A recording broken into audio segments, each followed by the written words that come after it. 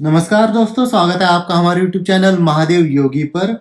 दोस्तों, आजकल हमारे देश में हार्ट अटैक की समस्या काफ़ी बढ़ गई है। आजकल तो 30-40 की उम्र वाले भी इसका शिकार हो रहे हैं। क्या कभी आपने सोचा कि क्या कारण होगा? क्योंकि आज से कुछ साल पहले तो ये बीमारी नहीं थी। फिर अचानक ऐसा क्या हो गया कि ये सारी समस्याएं इतनी ज़्यादा बढ़ गई है? हार्ट अटैक की समस्या हो, कोलेस्ट्रॉल की समस्या हो, काफ़ी ज़्यादा मात्रा में बढ़ी है। और इसके पीछे जो मेन कारण है वो है हमारे खाद्य तेल। जब से रिफाइन तेल आया है तब से ये समस्या ज़्यादा बढ़ गई है। खाद्य तेल की जो कंपनियां हैं कैसे हमें मूर्ख बनाती है। ये अपने विज्ञापनों में ये दिखाती है कि हमारा जो तेल है वो जीरो कोलेस्ट्रॉल वाला है। पर सच्चाई तो यह है कि कोलेस्ट्रॉल केवल प्राणी वसा, मांस, मछली, दूध और दूध से जो पदार्थ बनते हैं उसी में पाया जाता है। किसी भी वनस्पति वसा में कोलेस्ट्रॉल नहीं होता। सभी वनस्पति तेल में जीरो कोलेस्ट्रॉल ही होता है।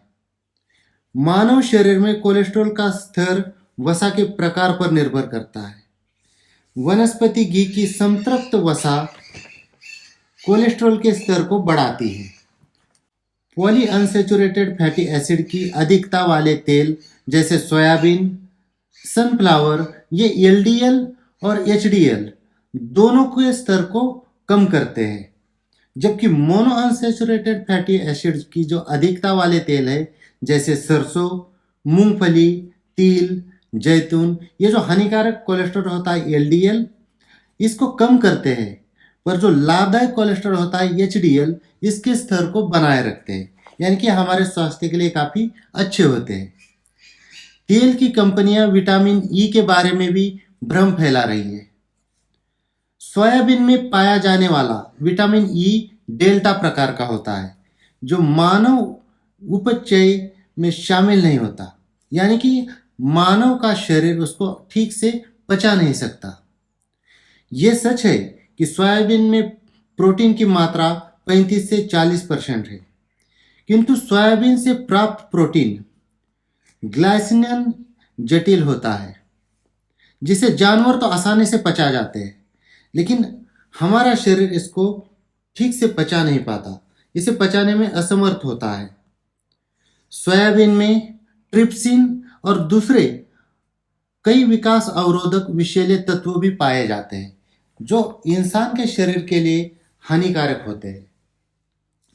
सोयाबीन और अन्य खाद्य तेल निकालने हेतु ट्राइक्लोरिथिलीन, कमर्शियल ग्रेड हेक्सेन और कास्टिक सोडा इत्यादि हानिकारक रसायन का प्रयोग किया जाता है। जबकि भारतीय परंपरागत खाद्य तेलों सरसों, मूंगफली व तिल में तेल की मात्रा अधिक होती है और स्वास्थ्य और पर्यावरण की दृष्टि से अनुकूल तकनीकी से केवल सामान्य दाब द्वारा, घानियों और छोटी इकाइयों द्वारा बिना किसी रसायन के उपयोग किए निकाला जाता है और यही तेल हमारे स्वास्थ्य के लिए अच्छा भी होता है। भारतीय परंपरागत खाद्य तेलों के विशिष्ट गंध और रंग, उसमें उपस्थित लाभदायक एंटीऑक्सीडेंट, टोकोफेरोल, लेसिथिन, विटामिन इत्यादि के कारण होता है। भारतीय परंपरागत खाद्य तेलों के लिए रिफाइनमेंट एक अनावश्यक प्रक्रिया है, इसकी कोई ज़रूरत नहीं है, जिससे अनेक लाभदायक तत्व नष्ट हो जाते हैं। प्रकृति जो देती है उसे प्राकृतिक तेल कहते हैं। हमारा शरीर इसे हजम करना अच्छी तरह से जानता है।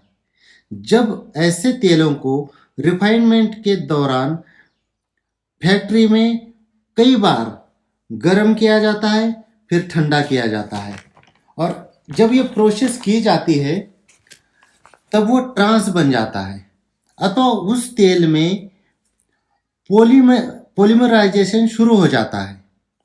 ऐसे पॉलीमर्स हमारा शरीर नहीं पचा सकता। यही ट्रांस बना तेल धमनियों की सख्तता को बढ़ाता है, खून में कोलेस्ट्रॉल की मात्रा को भी बढ़ाता है, धमनियों में अवरोध पैदा करना इत्यादि बीमारियां पैदा करता है। किसी भी तेल को अन्य तेल में मिलाने के लिए रिफाइनमेंट को बढ़ावा दिया जा रहा है।